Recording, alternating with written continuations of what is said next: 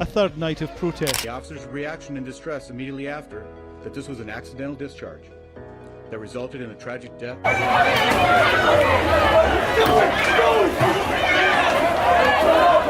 On April 11, 2021, just miles away from where George Floyd's murder trial was still underway in Minneapolis, another name would echo across headlines and protest signs. Another young black man, another police officer, another fatal traffic stop. This is the story of Daunte Wright. It was a quiet Sunday afternoon in Brooklyn Center, a suburban city just north of Minneapolis. 20-year-old Daunte Wright was driving his white Buick with his girlfriend in the passenger seat. He was a young father, described by his family as a loving, funny, and outgoing person. Around 1:47 p.m., Daunte was pulled over by police officers from the Brooklyn Center Police Department. The reason? An expired registration tag, a minor infraction.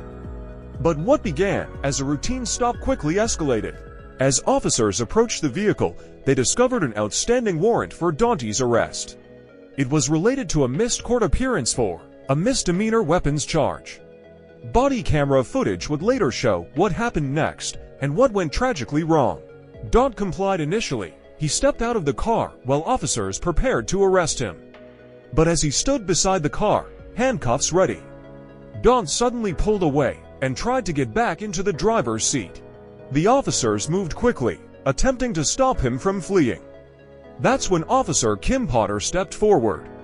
Kim Potter was a 26-year veteran of the Brooklyn Center Police Department. A field training officer, a mentor to younger officers, she was on scene training a new recruit that day. In the footage, she can be heard shouting, "Taser, taser, taser." But she wasn't holding her taser, she was holding her Glock 9mm handgun. She fired one shot. It struck Daunte right in the chest. Despite being shot, Daunte managed to drive a short distance before crashing into another vehicle. By the time officers reached the scene, Daunte was unresponsive. He was pronounced dead shortly after. He was 20 years old. Daunte Wright's killing came at a time of national reckoning. The murder trial of Derek Chauvin, the officer who killed George Floyd, was happening just 10 miles away. News of another police shooting of a black man spread quickly. Brooklyn Center erupted in protests that same evening. Crowds gathered near the scene and outside the police department, demanding justice. State Statute 609705, unlawful assembly. They're traveling a long distance to be there. The hundreds here say this is no longer just about Daunte. As night fell, tensions rose. Protesters were met with tear gas and rubber bullets. The National Guard was deployed. A city already strained by grief and trauma now faced a new wave of anguish. The mayor of Brooklyn Center, Mike Elliott, imposed a curfew and called for accountability.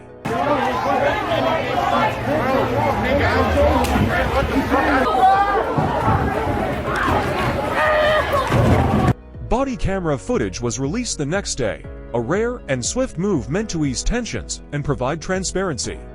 In the footage, Officer Potter's mistake was clear. After firing her weapon, she is heard shouting, "Holy S***, I shot him, ***." She claimed she meant to draw her taser, not her firearm. But for many, that explanation wasn't enough. The public demanded justice. 2 days later, Kim Potter resigned from the police force. Police Chief Tim Gannon also stepped down after defending her actions as an accidental discharge. On April 14th, Potter was arrested and charged with second-degree manslaughter. Prosecutors later added a first-degree manslaughter charge as well. Her trial began in December 2021. Potter's defense?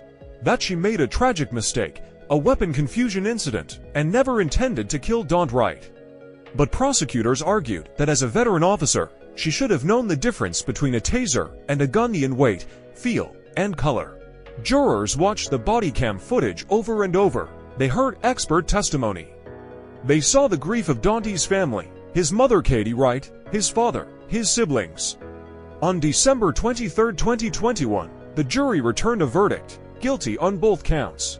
In February 2022, Kim Potter was sentenced to 2 years in prison, with credit for time served.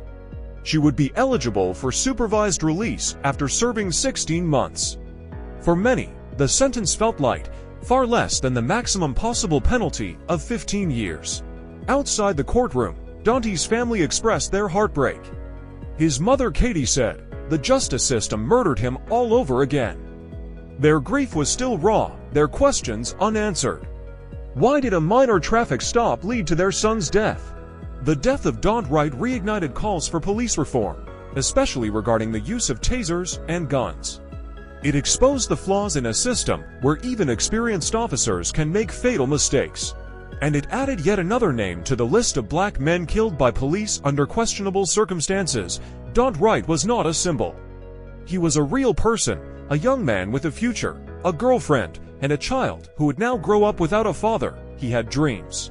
He had flaws, he had a life that mattered, and though his life ended in tragedy, his name became part of a movement.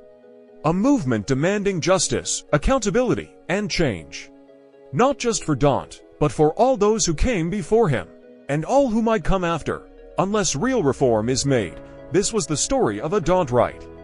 A story of a traffic stop, a mistaken weapon, and a life cut tragically short.